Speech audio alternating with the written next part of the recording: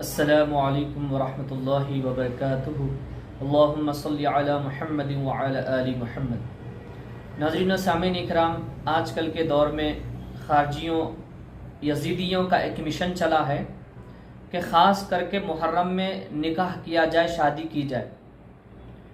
یہ ایک یزیدی فکر ہے، یزیدی سوچ ہے، یہ خارجیوں کا طریقہ ہے۔ ہمارے نزدیک محرم الحرام کے مہینے میں کوئی تقریب کرنا جو خوشی کی ہو وہ ہمارے لیے جائز نہیں ہے۔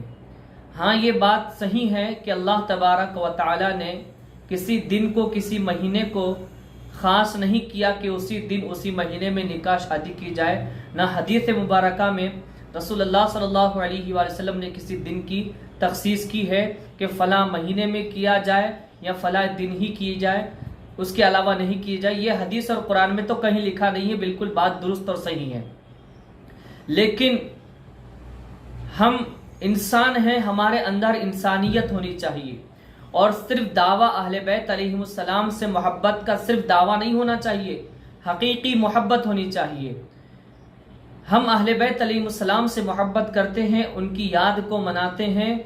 جو ظلم و ستم کئی دن تک کربلا کے میدان میں اہل بیت علیہم السلام پر کیے گئے، ظلم کے پہاڑ ان پر توڑے گئے، ان کو قیدی بنایا گیا، طرح طرح کے ظلم ان پر کیے گئے، کیا ہمارے اندر اتنی بھی انسانیت نہیں ہے کہ ہم ان کے ان واقعات کو یاد کر کر غم میں رہیں بجائے اس کے کہ ہم خوشی منائیں؟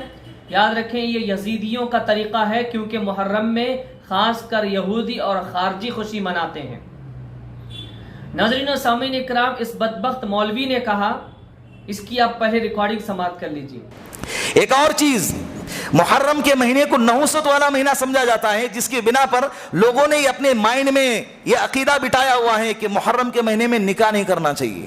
کرتے ہیں نا ایسا، جب رسم کے لیے یا نکاح کی تاریخ طے کرنے کے لیے جب بیٹھتے، کیلنڈر جب نکالتے ہیں تو محرم چھوڑ کے دیکھیں شادی ہال محرم میں زیادہ تر خالی رہتے ہیں۔ حالانکہ ایسی بات نہیں ہے، محرم میں نکاح کرنا چاہیے۔ اللہ کے رسول صلی اللہ علیہ وسلم نے 11 نکاح فرمائے، اس میں سے 2 نکاح محرم کے مہینے میں ہوئے ہیں۔ امام حسین رضی اللہ عنہ کا خود کا ایک نکاح محرم کے مہینے میں ہوا ہے۔ تو کسی مہینے میں نے بات کی ابتدا یہی سے کہ کسی مہینے میں کوئی نحوست نہیں ہے، سارے دن اللہ کے محرم کے مہینے کے اندر نکاح کرنا جائز ہے، نحوست کی علامت نہیں۔ باقاعدہ یہ عقیدہ کیا جاتا ہے کہ اگر اس مہینے میں اگر کوئی اچھا کام کریں گے تو اس کام کے اندر نحوستیں پیدا ہوتی ہیں۔ ناظرین، آپ نے اس خارجی ملا یزیدی کی ریکارڈنگ سماعت کر لی ہے۔ اس نے کہا کہ محرم میں نکاح کرو، اس کو جو ہے نحوست نہیں کہنا، لوگ نحوست کہتے ہیں، اس کو منحوس سمجھتے ہیں۔ لعنت ہو اس مولوی پر، یہ جھوٹے الزامات لگا رہا ہے، یہ سوائے تہمتوں کے اور کچھ نہیں کہہ رہا۔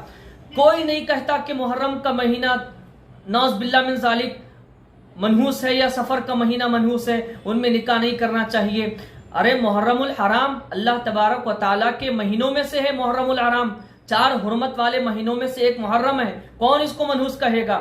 یہ نادان بے وقوف ہے، اس کو تھوڑا سا علم نہیں ہے۔ اس کا نام ہے مفتی سلطان، یہ مفتی اپنے آپ کو کہتا ہے اور لوگوں پر الزام لگا رہا ہے کہ لوگ اس کو منحوس سمجھتے ہیں۔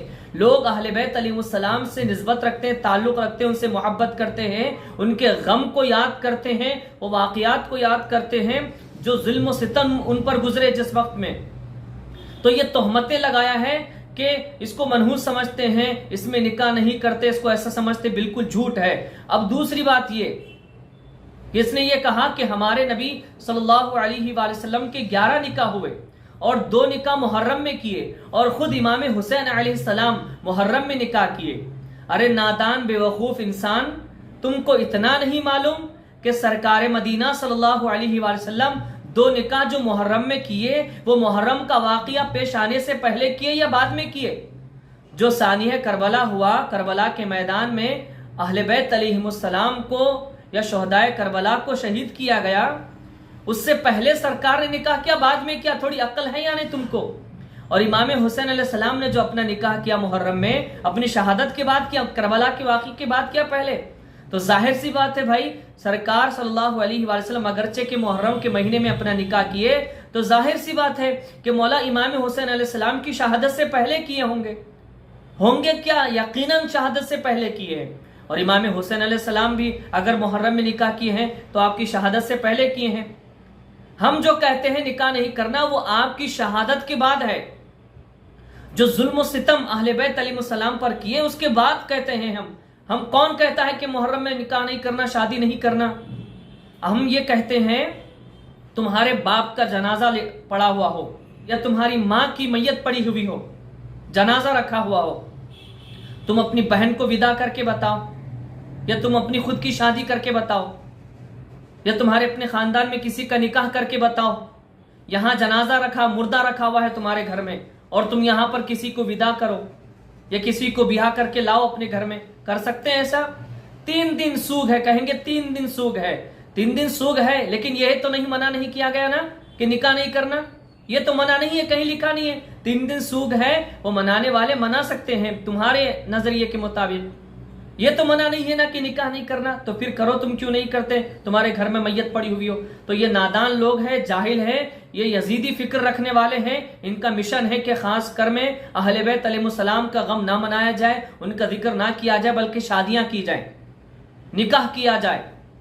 لعنت ہو ایسے لوگوں پر جو اس طرح کا مشن چلا رہے ہیں اور جو ایسی باتیں کرتے ہیں. اس بے وقوف کو اتنا بھی نہیں معلوم کہ سرکار نے جو نکاح کیا وہ کربلا کے واقعے کے بعد کیا یا کربلا سے پہلے کیا. امام حسین علیہ السلام نے نکاح اگر کیا تو وہ کربلا کے واقعے کے بعد کیا، پہلے کیا. بے وقوف انسان ہے، یہ جاہل ہے، نادان ہے، لوگوں کو گمراہ کرنے کی کوشش کرتے ہیں اور طرح طرح کے الزامات لگاتے ہیں کہ لوگ اس کو نحوست سمجھتے ہیں، منحوس سمجھتے ہیں. استغفر اللہ، ایسی کوئی بات نہیں ہے. حرمت والے مہینوں میں سے ایک مہینہ محرم الحرام شریف کا ہے، اللہ کے مہینوں میں کا ایک مہینہ ہے. اس کو ہم کبھی بھول نہیں سکتے، اس کو منحوس نہیں سمجھ سکتے، کیونکہ اس مہینے میں اہل بیت علیہ السلام شہدائے کربلا علیہ السلام شہید ہوئے. ان پر ظلم و ستم کے پہاڑ توڑے گئے. ایسا ظلم ان پر ہوا کہ کسی کے ساتھ نہیں ہوا. تو ہم اس کو یاد کرتے ہیں، اس غم میں ہم رہتے ہیں، کیونکہ ان کا غم منانا یہ رسول اللہ صلی اللہ علیہ وآلہ وسلم کی سنت مبارکہ ہے، سنت ہے، اور اس پر اجر و ثواب بھی ہے. یقیناً اس پر اجر و ثواب ہے. اللہ تعالیٰ کی بارگاہ میں دعا کرتے ہیں کہ مولا کریم جو کہا سنا اس پر عمل کرنے کی توفیق عطا فرمائے. آمین ثم آمین بجاہ النبی سید المرسلین طٰہٰ و یاسین.